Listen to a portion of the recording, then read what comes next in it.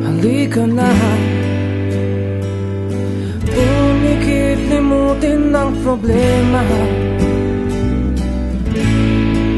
Hihintayin.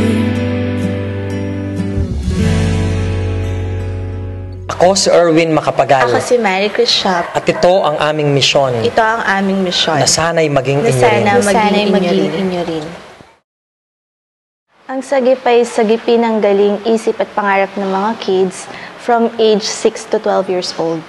Itong mga bata sa Gawad Kalinga na nakatira doon, tapos titingnan namin kung sino yung mga qualified na pwedeng sumali sa amin sa sagip. Hindi ko makakalimutan yung isang bata. Sabi ko sa kanya, saan ka nakatira? Sabi ko. Sabi sa akin, alam mo Kuya Weng, kung saan ako nakatira, nakakatakot. Akala ko naman, maraming mga nagbubugbugan. Tapos palang ibig sabihin niyang nakakatakot, sa sementeryo siya nakatira. So talagang mahahabag ka sa mga batang ito na kung saan sila nanggaling. Yung goal namin is maabot ng mga kids yung pangarap nila na hindi sila mahirap abutin kasi madali. Kung tayo kaya natin, kaya rin nilang abutin. Gusto niya nabigyan ng pangarap yung bawat bata.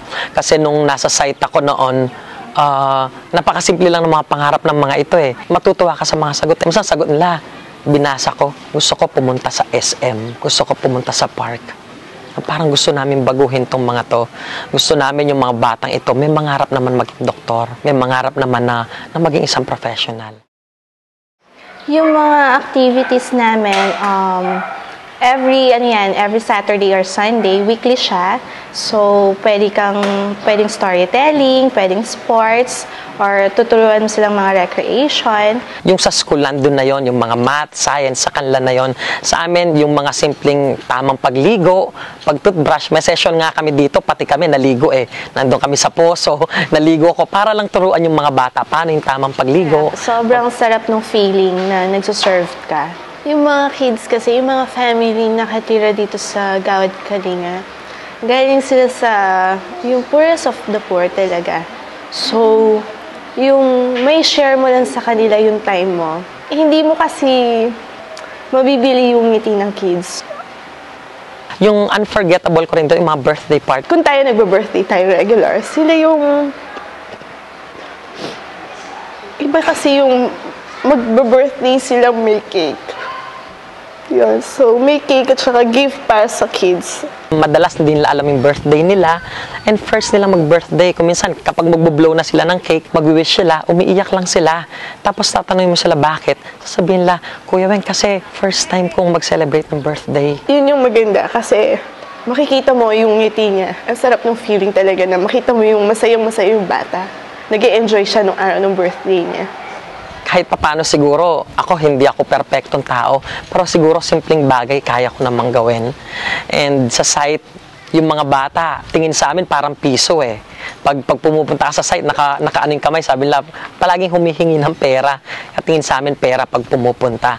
And yun nga, sa mga sessions namin, kahit papano nababago sila paunti-unti, ngayon hindi na piso hinihingi. Hinihingi na yung kamay namin para magmano. Basta tayo magkasama, laging mayroong umaga. Kay ganda, pag sigat ang araw, may dalang liwanag. Sa ating pangarap, nahanapin natin.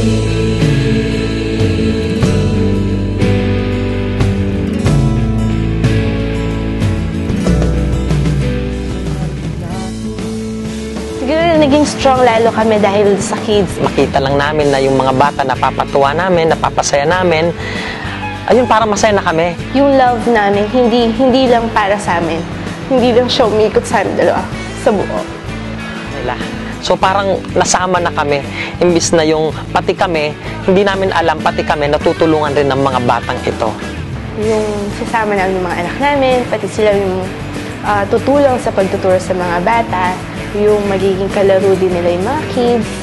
Hanggat kaya namin. Hanggat may mga bata na walang pangarap. Hanggat mahal kami ng buong kids.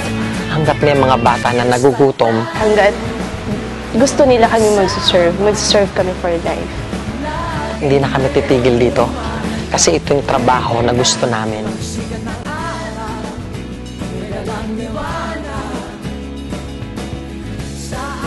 Bigyan natin ng ngiti ang kanilang mga mukha at saya sa kanilang mga puso.